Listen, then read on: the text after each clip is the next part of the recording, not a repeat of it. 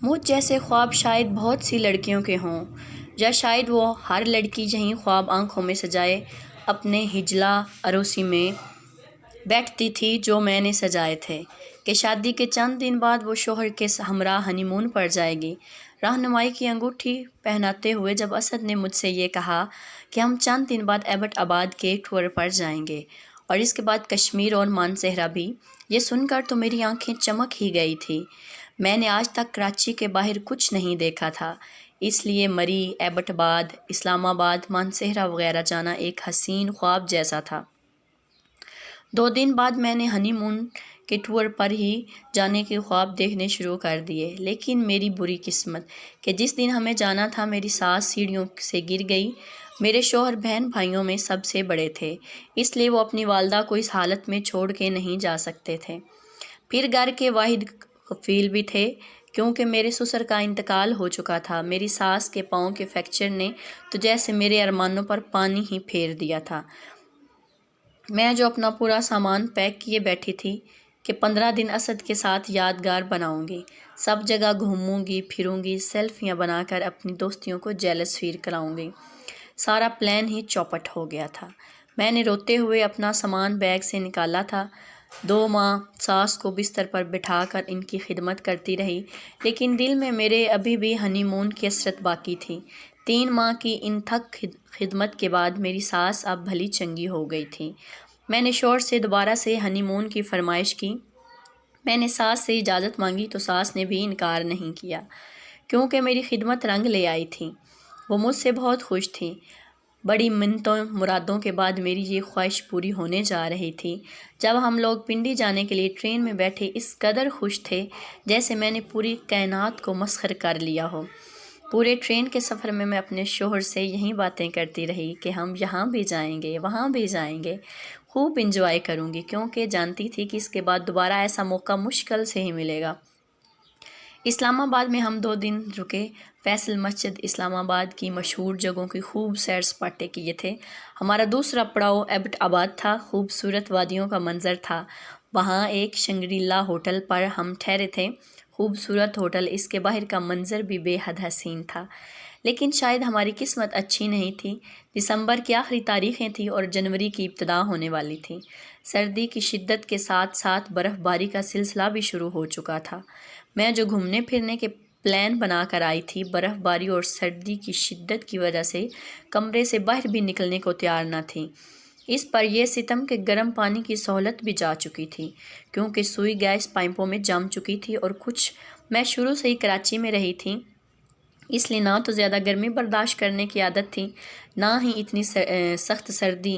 لیکن اس ٹرپ میں جو کچھ میرے ساتھ ہوا وہ ناقابل فراموش باتیں تھیں۔ لوگوں کو اپنا ہنی مون ٹرپ پیار، محبت بھری باتوں اور خوبصورت مناظروں سے یاد رہتا ہے، لیکن مجھ پر پڑنے والی پے در پے مصیبتوں نے مجھے یہ ٹرپ کبھی بھی بھولنے نہیں دیا، کیونکہ جو کچھ میرے ساتھ ہوا تھا وہ ایک ناقابل برداشت حقیقت تھی۔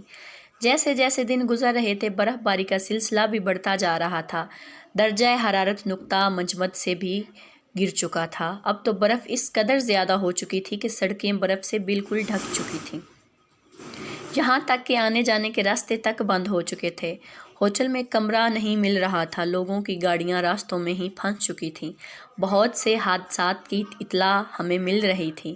میرا شوہر اسد بے حد پریشان تھا، کہہ رہا تھا اس بار اتنی برف باری ہونے سے سنا ہے کہ کئی سال کا ریکارڈ ٹوٹ چکا ہے۔ میں سردی سے ڈبل رضائی میں بھی کپ کپا رہی تھی۔ آتش دان کی آگ بھی کمرے میں حدت پیدا کرنے کے لیے ناکافی تھی۔ اسد نے کہا کہ تم کمرے میں بیٹھو، میں کھانے پینے کے لیے کچھ سامان لے آتا ہوں، کیونکہ محکمہ موسمیات کے مطابق 2-4 دن بعد برف باری بہت زیادہ ہوگی، ہو سکتا ہے کہ ہمیں کھانے پینے کے لیے بھی لالے پڑ جائیں، بہتر ہے کہ ہم اپنا انتظام کر لیں۔ بات تو ٹھیک تھی۔ میرے شوہر ہوٹل کے کمرے سے نکل کر چلے گئے۔ دوپہر کے 12 بج رہے تھے، لیکن سورج نہ ہونے کے برابر ہی نکلتا بھی تھا تو بادلوں کی اوٹ میں چھپ جاتا تھا۔ میری اس وقت ہوا ہوئی جب شام کے گہرے سائے رات میں بدلنے لگے۔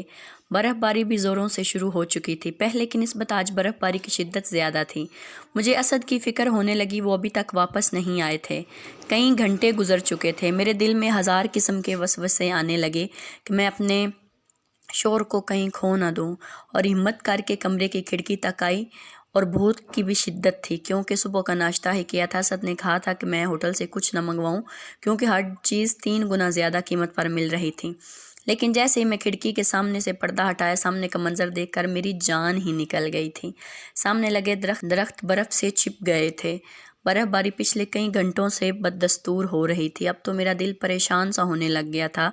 जिस कदर बर्फबारी बढ़ रही थी, रास्ते बंद हो चुके थे। यकीनन मेरा शौहर जहाँ भी था वहीं बुरी तरह से फंस चुका था। फ़ोन की सर्विस भी नहीं आ रही थी। मैंने कई बार अपने शौहर के मोबाइल पर कॉल की थी, लेकिन मोबाइल मुसलसल बंद था। मेरी ज़िंदगी तो मफलूज होकर रह गई थी। भूख भी बहुत ज़्यादा लगी थी, खाने को भी कुछ ना था। इस पर यह सितम कि मेरे शौहर भी अभी तक नहीं आए थे, और ना ही मेरा इनसे कोई रब्ता हुआ था।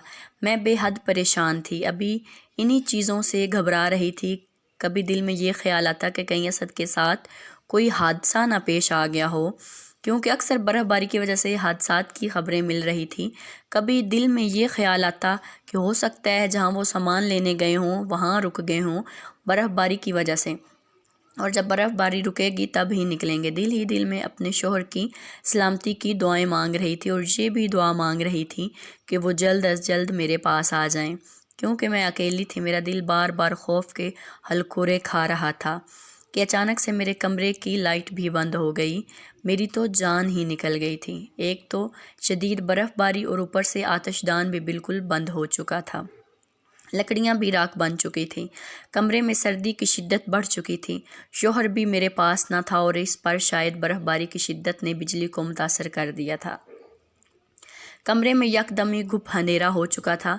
मैं कमरे की चीज़ों को टूटते हुए बेड तक पहुंची और दोबारा से रज़ाई में घुस गई। मेरी बर्दाश्त ख़त्म हो चुकी थी, इसलिए मैं अब रोने लग गई थी और रो के दुआ मांग रही थी कि अल्लाह करे असद आ जाए। और भूख के मारे मेरी जान भी निकल रही थी कि अचानक से मेरे कमरे के दरवाजे पर दस्तक हुई। मैं बुरी तरह से चौंक गई थी। इस गुप अंधेरे में कहाँ जाती? मैंने बेड पर ही ज़रा सी आवाज़ निकाल के पूछा कौन है? होटल का वेटर था। कहने लगा कि आपने अगर खाना खाना है तो खा लें, क्योंकि सुबह से आपके कमरे में कुछ भी नहीं ऑर्डर किया गया। तो मैंने कहा कि पूछ लूँ। मैंने दरवाज़ा खोला, मुझे एक प्लेट खाना ला दो। कुछ ही देर में मेरे कमरे का दरवाज़ा दोबारा खटका था। खाना आ चुका था। मैंने दरवाज़ा खोला तो सामने वेटर ट्रे में खाना लिए हुए था। मैंने ट्रे अंदर की और वो मुझे सर से पैरों तक देखने लगा। कहने लगा, आपके शौहर कहाँ हैं? सुबह से नज़र नहीं आ रहे। इसकी बात सुनकर मुझे ऐसा लगा जैसे किसी ने मेरा दिल मुट्ठी में मसल दिया हो। क्या वो हमारी जासूसी कर रहा था कि मेरा शौहर कमरे से कब गया और कब वापस आता है? मैंने कहा कि वो किसी काम से गए हैं, कुछ ही देर में वापस लौट आएंगे। मेरी बात सुनकर वो कहने लगा कि जितनी बाहर बर्फ़बारी हो रही है, तमाम रास्ते बंद हो चुके हैं। बीबी, खाना खाओ और लंबी तान कर सो जाओ। शौहर तुम्हारा सुबह से पहले तो यहाँ नहीं आ सकता। मुझे वेटर का ये अंदाज़ बहुत ही बुरा लगा था। मैंने धड़ से दरवाज़ा बंद किया और बामुश्किल ही मैंने आधा ही खाना खाया था। बार बार असद के बारे में सोचकर मुझे जिस कदर डिप्रेशन हो रहा था, मुझसे खाना तक नहीं खाया जा रहा था। हालांकि मुझे भूख बड़ी शिद्दत से लगी हुई थी। मोबाइल के कुछ सिग्नल आए तो मुझे असद का मैसेज मौसूल हुआ कि वो रास्ते में फंस चुका है, सुबह से पहले नहीं आ सकता, लेकिन फिर भी वो कोशिश करेगा। जैसे ही रास्ते साफ़ हुए वो जल्द मुझ तक पहुंच जाएगा। मैं जितनी परेशान थी, असद का ये मैसेज मेरे अंदर जैसे ज़िंदगी ले आया था। वो जहाँ भी थे महफूज हैं, बिल्कुल ठीक है। बहरहाल मैंने खाना खाया और फिर अपनी रज़ाई में घिस गई और सोने की कोशिश करने लगी। एक तो मुझे अकेले सोने की आदत भी ना थी। पूरा कमरा खाली था, अंधेरा भी डूबा हुआ था। सिर्फ मोबाइल की टॉर्च लाइट थी, वो भी बैटरी ख़त्म होते ही गुल हो चुकी थी। मुझे अभी नींद आई ही थी कि मेरे कमरे पर बड़ी ज़ोर से दस्तक हुई। मैं हड़बड़ा के उठ बैठी थी। रात के इस पहर कौन हो सकता है? शायद असद वापस आ चुका था। इस सोच ने मेरे अंदर जैसे कोई तवानाई सी भर दी थी। मैंने झट से खुद को रज़ाई से निकाला, गर्म शाल लपेटी और सर्दी के मारे थर थर कदमों से चलती हुई टोल टटोल कर कमरे के दरवाजे तक पहुंची थी। बिना पूछे में ही मैंने दरवाज़ा खोल दिया। मेरे सामने एक 12 साला बच्चा था जो बुरी तरह से सर्दी से कांप रहा था। कहने लगा, मुझे एक रात के लिए अपने कमरे में रख लो बीबी। ورنہ سردی کے مارے میں مر جاؤں گا۔ پہلے تو میں نے انکار کر دیا، بھلا کیسے کسی لڑکے کو اپنے کمرے میں رکھ سکتی تھی؟ پھر اسد بھی کمرے میں نہیں تھا، اگر وہ ہوتے تو شاید میں یہ بھلا کر سکتی تھی۔ وہ بیچارہ میری منت کر رہا تھا لیکن میں مسلسل انکار کر رہی تھی۔ وہ میرا دروازہ چھوڑ کر آمنے سامنے کے جتنے بھی کمرے تھے سب سے مدد مانگتا رہا، لیکن کسی نے بھی اس کی مدد نہیں کی تھی۔ وہ بڑا مایوس ہو کر وہاں سے چلا گیا۔ میں دوبارہ سے اپنے بیڈ پر آ کر بیٹھ گئی، لیکن میرے دل میں یہ ملال سا ہونے لگا کہ وہ 12 سال کا بچہ ہے، بھلا میرا کیا بگاڑ سکتا ہے؟ ایک رات کی تو بات ہے، بلکہ آدھی رات ویسے ہی بیت چکی ہے، صرف چند گھنٹوں کی بات تھی۔ اگر میں اسے کمرے میں رکھ لوں تو صوفے پر پڑا رہے گا، سو جائے گا، جیسے ہی صبح ہوگی وہ نکل جائے گا۔ لیکن میں نہیں جانتی تھی کہ وہ 12 سالہ چھوٹا بچہ میرے ساتھ یہ سب کچھ کر گزرے گا۔ میں نے کھڑکی سے باہر جھانک کر دیکھا، وہ بچہ سامنے درخت کی اونچ میں بیٹھا ہوا بری طرح سے کانپ رہا تھا۔ میرا دل اسے زور زور سے دیکھ کر تڑپ رہا کہ شاید غریب مزدور بچہ ہے جو یہاں پھنس گیا ہے۔ پہلے تو میں نے اسے کھڑکی سے ہی اشارہ کیا کہ وہ مجھے دیکھ لے اور پھر اس سے میں اپنے کمرے میں آنے کا اشارہ کر دوں، لیکن وہ بچہ اپنے گھٹنوں پر بازو پھیلائے سکڑ کر بیٹھا، شاید سردی برداشت کرنے کی کوشش کر رہا تھا۔ میرے دل سے یہ خیال گزرا کہ اگر یہ مر گیا تو شاید میں کبھی خود کو معاف نہ کر پاؤں گی۔ میں نے اپنی جیکٹ پہنی اور خود کو جتنا لپیٹ سکتی تھی لپیٹ کر اپنے کمرے سے باہر نکل گئی۔ جیسے ہی ہوٹل سے باہر گئی، سرد ہوا کے تھپیڑوں نے مجھے کانپنے پر مجبور کر دیا تھا، لیکن مجھے اس بچے کو بچانا تھا، اس لیے موسم کی پرواہ کیے بغیر ہی میں ہوٹل کے باہر کھڑی ہو کر اس بچے کو پکارنے لگی۔ اس وقت باہر بس ہوا کا ہی شور تھا۔ اس لڑکے کی نظر مجھ پر پڑ چکی تھی۔ میں نے اپنی طرف آنے کا اشارہ کیا، وہ اٹھ کر چلتا ہوا میرے پاس آ گیا۔ میں نے اس کا سرد ہاتھ پکڑ کر اپنے کمرے میں لے آئی تھی۔ میں نے کہا، تم آج رات یہاں رہ سکتے ہو۔ وہ یہ سن کر بہت خوش ہو گیا۔ میرے پاس کوئی بھی ایکسٹرا کمبل یا رضائی نہیں تھی۔ میں نے اپنی گرم شال اسے دے دی اور کہا کہ وہ صوفے پر سو جائے، لیکن وہ کہنے لگا وہ آتش دان کے پاس قالین پر ہی سو جائے گا، اسے ٹھنڈ کم لگے گی۔ میں مجبور تھی کیونکہ ڈبل رضائی بس میرے بیڈ پر ہی تھی اور وہ آتش دان کے پاس جا کر لیٹ گیا تھا۔ میں بھی اپنے بیڈ پر جا کر لیٹ گئی۔ گرم رضائی میں بھی مجھے ٹھنڈ محسوس ہو رہی تھی۔ پھر وہ بچہ اتنی سردی میں بس ایک شال اوڑھے ہی لیٹا تھا۔ میں نے سوچا چھوٹا بچہ ہے تو بیڈ کے ایک کونے میں سو جائے گا، مجھے اس بچے سے کیا خوف ہو سکتا ہے۔